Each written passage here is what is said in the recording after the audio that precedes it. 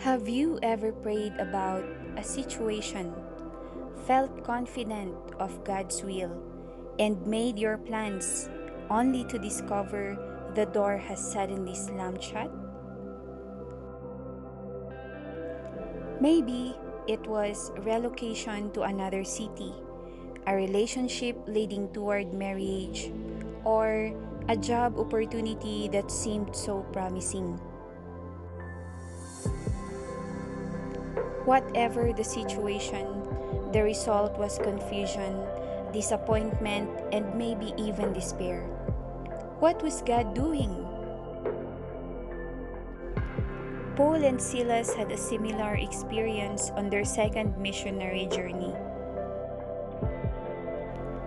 After originally intending to visit previous church plants, they instead decided to move into new territory with the gospel.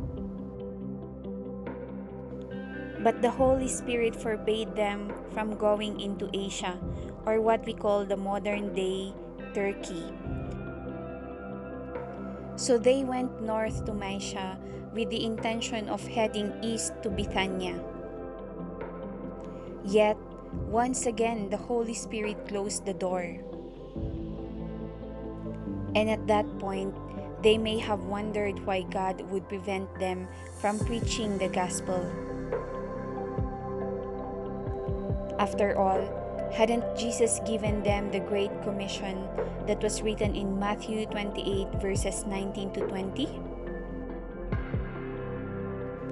The answer came to Paul in a dream as the Lord redirected them to Greece, a nation with great metropolitan cities.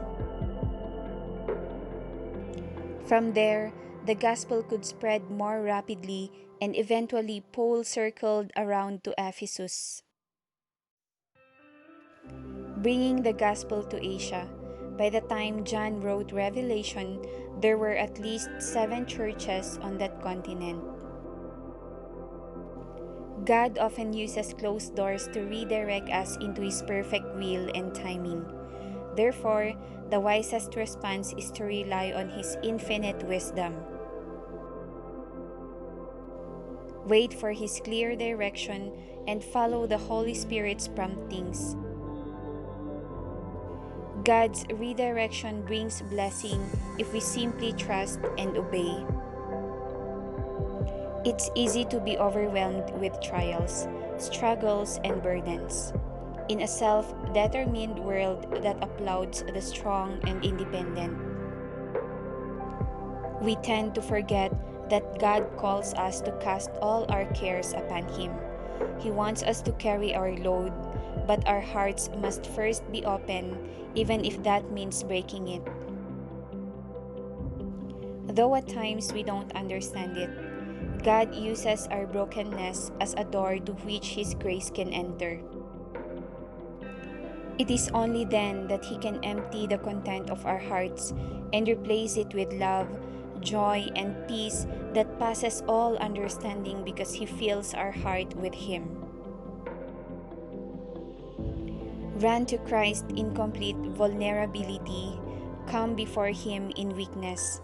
Allow Him to break you, so all His sufficient grace can fill you.